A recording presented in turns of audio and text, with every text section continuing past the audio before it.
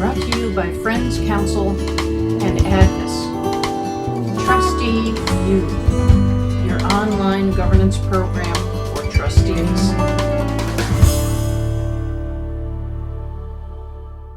There's a joke in the independent school industry when schools are in the search process to find their next leader, head of school. And the joke is this, that everyone's looking for God on a good day. And the fun part of that is that by the time you go through this arduous, torturous process, and believe me, it's way more torturous for the candidates than it is for the school, and you do finally pick this extraordinary new leader for your school, the leader ends up arriving with huge amounts of political capital in his or her bank account. It's because everyone has examined that potential leader deeply, and there's so much enthusiasm and support for the choice the school has made. So there's a honeymoon period that lasts sometimes a day, sometimes a year, but no longer than that. And the honeymoon period is really rooted in the perception that, you know, we killed ourselves to make a good choice, and we made a good choice. No one likes to think we didn't make a good choice. Okay. Now, that capital that a leader has begins to be eroded the minute he or she actually makes a decision. Because decisions by leaders in schools are always controversial, almost always controversial, because there are competing constituencies. It's not like a business where I have one customer, and my job is to please one customer. Schools have multiple customers with competing expectations. So of course, school leaders have the board as a constituency, the alumni as a constituency, the students, the parents, the faculty, and the staff. Faculty and staff are not one constituency, they're two constituencies, right? So there are like 6 or 7 constituencies.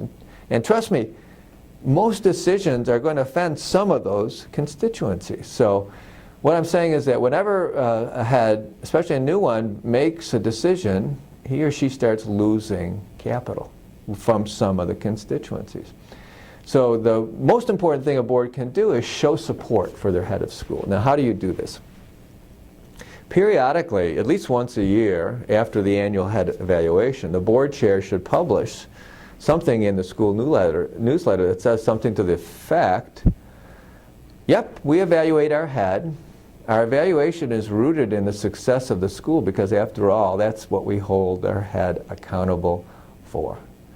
And we're very pleased to report that the head received very high marks from the board in these 4 or 5 areas, and that the board is enthusiastically appreciative of the leadership that produced that success on the goals we set for the head last year and the success that means for our school.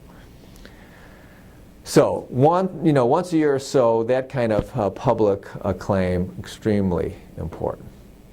Push comes to shove around controversial decisions or events, crises.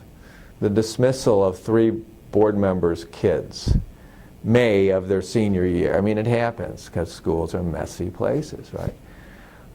Or the firing of a very popular coach or a very popular teacher who, no one knows this, of course, has done things behind the scene that are so corrosive or maybe illegal that the head has had no option other than to dismiss the faculty or not renew the contract of the coach, let's say.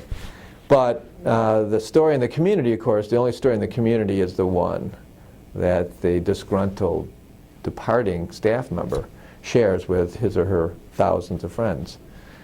So it's at that time that the board must do 2 things. First, they don't have an opinion.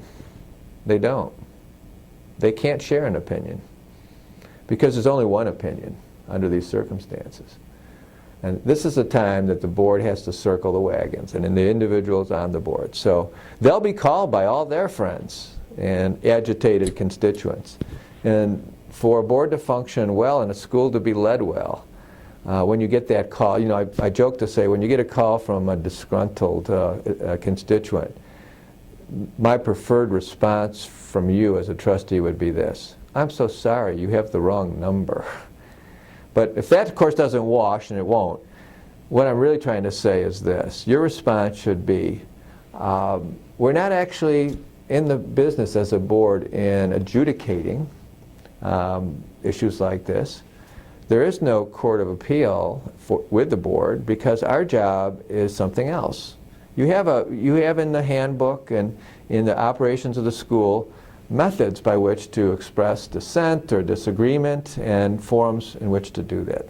If you're a parent, it's the Parents Association. If you're faculty, it's the hierarchy within the school that your handbook indicates. The student council has its own agendas that the students set. So there are means. Board is not the means, because we support our head of school. And so when there's a crisis situation or a controversial decision in particular, it's very important that trustees know the language they're expected to use. And the language is something along these lines. We have delegated to the head all matters related to personnel. We have delegated to the head all matters related to student discipline. So it is not only not our business to address these, we do not interfere with our head's responsibility in this. We actually do support the head in that role.